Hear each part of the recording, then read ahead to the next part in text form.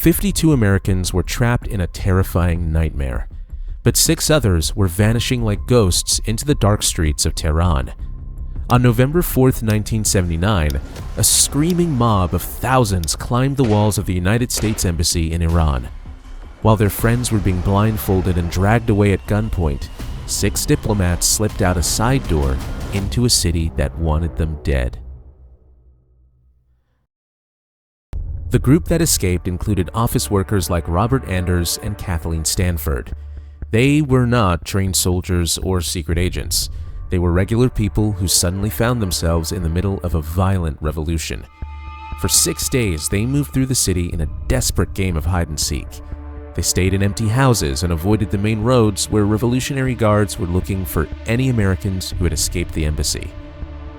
Their secret hero during these first few days was a man named Sam Swearnetter.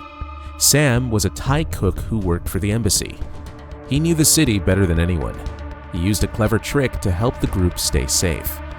Sam would call the diplomats on the phone and speak to them in Thai. He knew the Iranian guards were listening to every call, but they were only looking for people speaking English. Because of Sam's bravery, the group stayed one step ahead of the mobs. He guided them through back alleys until they finally reached a man named John Sheardown. John was a senior Canadian official in Tehran. When the Americans called him for help, he didn't hesitate. He told them that they could count on Canada. But the streets were not their only problem. The 6 Americans were split into 2 groups. Some stayed with Sheardown and his wife, Zena.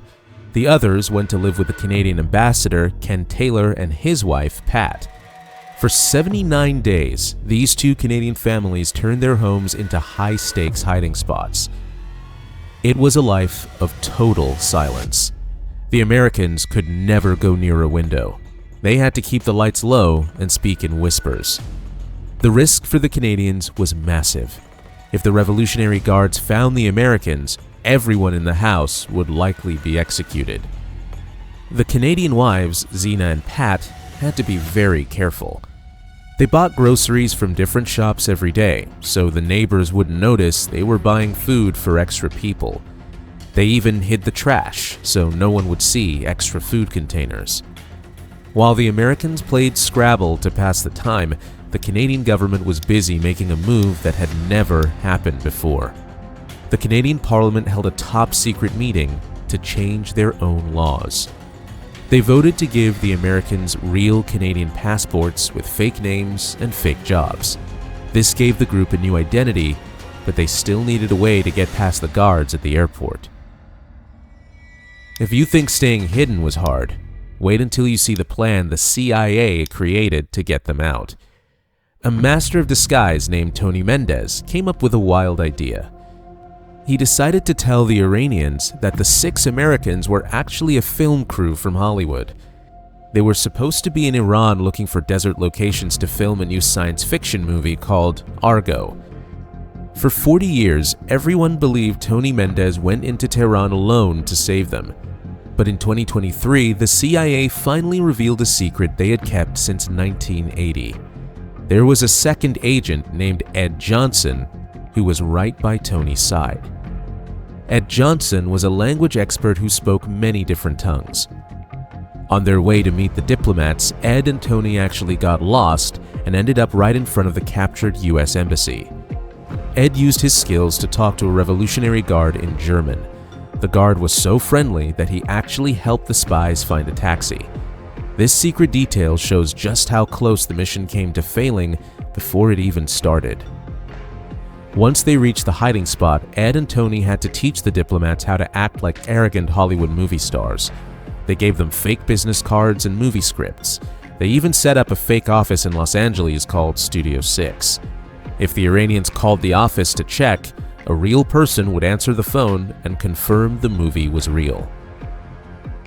The airport was the final hurdle, and it almost ended in disaster. On the morning of January 27, 1980, the group arrived at the airport with their fake Canadian passports. They were terrified. Ed Johnson and Tony Mendez walked them through the first few checkpoints, but then everything stopped. Their plane had a mechanical problem. For 3 long hours, the group had to sit in a crowded waiting room while armed Revolutionary Guards walked past them. Every second felt like an hour. Finally, they were told the plane was ready. By a strange twist of luck, the airplane was named Argo. It sounded almost exactly like their fake movie name. When the plane finally took off and left Iranian airspace, Tony Mendez ordered a drink and told the group they were home free. When the news broke, a wave of joy hit North America. Billboards saying "Thank you, Canada" started appearing in cities across the United States. It was a moment that showed the world that friendship and courage could win even when the odds seemed impossible. The Canadian Caper remains one of the greatest rescue stories in history.